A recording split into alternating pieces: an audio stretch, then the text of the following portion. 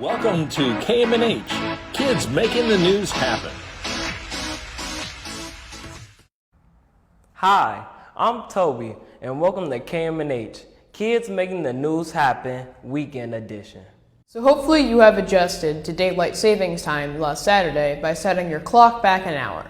But do you know the history and reason behind why we need to change our clocks twice a year?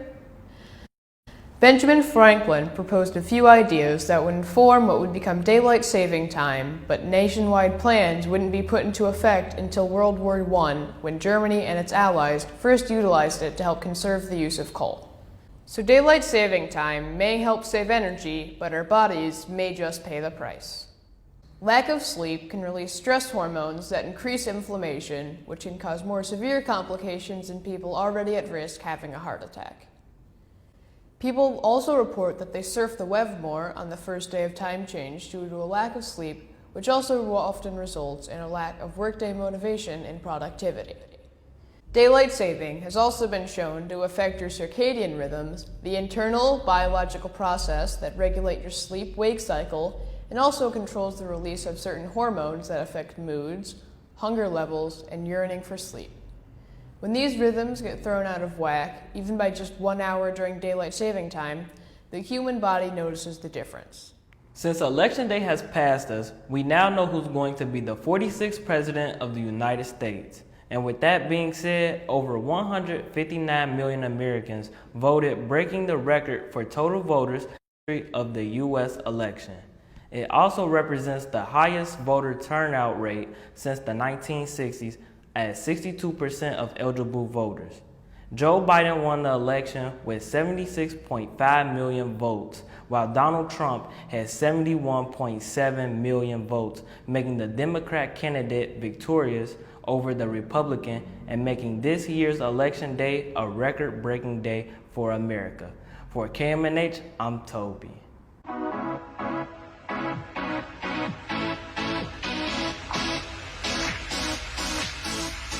So we are 1 year away from our Cincinnati mayoral and city council elections, and on Saturday, Happen launched a new program called Politics in the Park. On Saturday, mayoral candidate P.G. Sittenfeld spoke at the Happen Outside Urban Nature and Arts Center on Hoffner Street. In terms of what I learned today, I mean, one of the fun things about being an elected official for the city of Cincinnati is every day you get to think about a lot of different things. So job creation and safety and sustainability and housing issues. So I think just getting to hear people's direct input. I mean, I'm leaving today with a to-do list of good policy ideas that I heard. So it's always awesome when, I never claim to, have all the good ideas or all the answers, but I'm a pretty good listener. So leaving here with good ideas from some of our neighbors. I think that this kind of event is really important because it's an opportunity for each of us as members of the community to get to know the folks that are running to try to represent us for the city. So we have the opportunity to ask questions and hear about the candidates' platforms to understand if they might be a good representative for us to help get involved and help see the issues we care about start to be priorities for the city. Over the next year, Happen is offering its outdoor garden space for candidates to use to talk in small groups, thus the name Politics in the Park. Because of COVID-19, Happen Inc. felt that it was important to provide an outdoor space where candidates and our Northside neighbors can talk and meet while being socially distant and, of course, outside. First of all, I want to say thank you to Happen Inc. for being a place where folks that might not always cross paths with one another can come together and have a conversation. And for me, that really is the most important piece of today, of my getting to meet Northsiders and neighbors and fellow Cincinnatians who I didn't know, who have had different lived experiences coming from different walks of life, and getting to swap notes. What do you love about Cincinnati? What frustrates you about Cincinnati? What can we do together to make this city better? And I think Happen Inc. is obviously, it's designed to be a place where those conversations, those learnings can happen.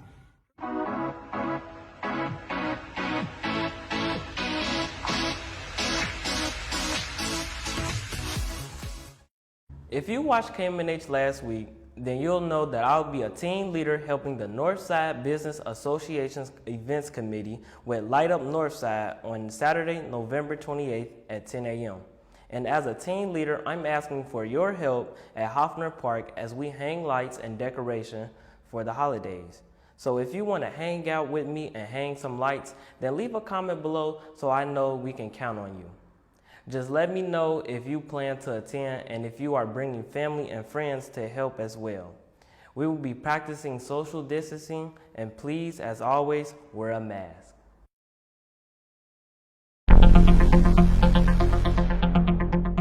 Expect a likelihood of rain tomorrow with cooler temperatures for the start of the week.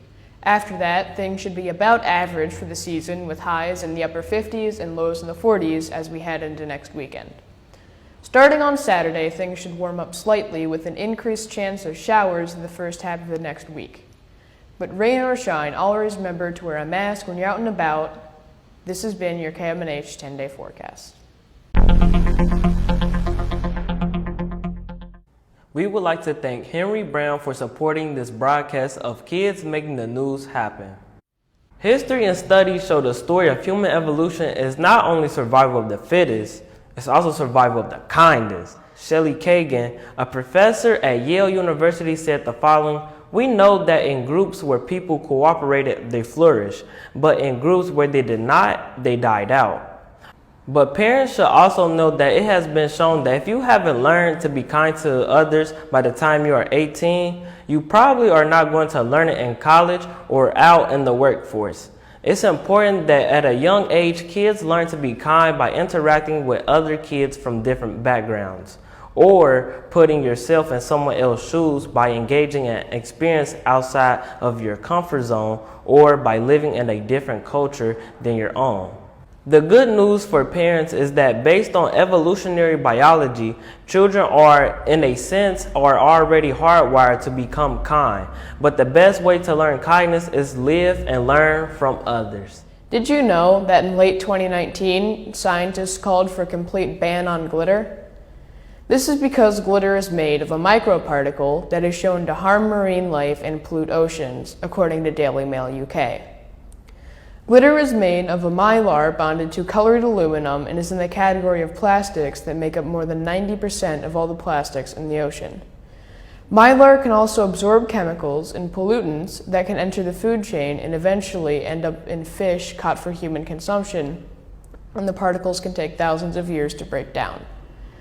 Mylar can also absorb chemicals and pollutants that can enter the food chain and eventually end up in fish caught for human consumption, and the particles can take thousands of years to break down. Regulators have already been successful in removing microplastics from cosmetics, but the use of glitter across many more categories of products may make advancing this new ban much more difficult. This KMNH segment was sponsored by Christopher Pulowski and Laura Vogan. Thank you for your support.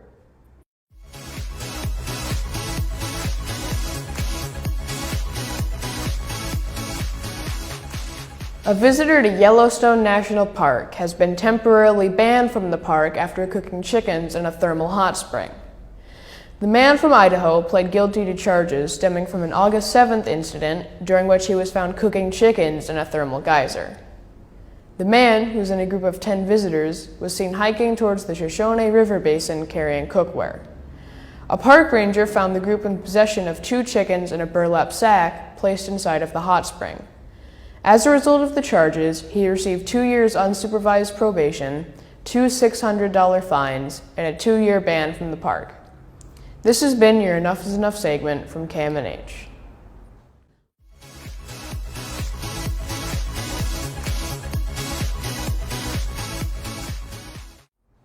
Almost every week, we have a fun or funny story about animals.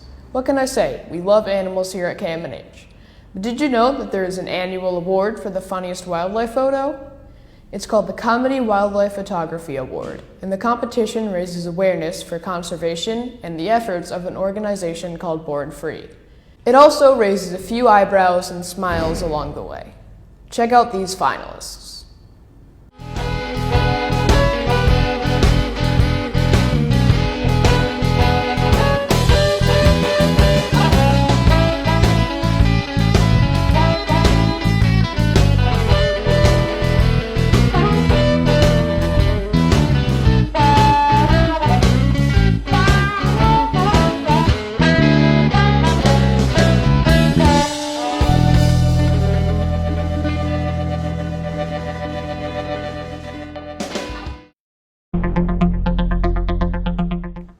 Kids Making the News Happen was made possible in part by the support of Kathy Fletcher of Fletcher Realty. Thank you. That's all for today's KMNH Weekend Edition. We would like to thank our viewers and sponsors for their support. If you would like to sponsor a KMNH segment, please go to happeninc.org and click on the donate page, and don't forget to leave a note saying that you want to make it happen by being a KMNH sponsor. Have a great weekend, and we will see you back here on KMNH, Kids Making the News Happen.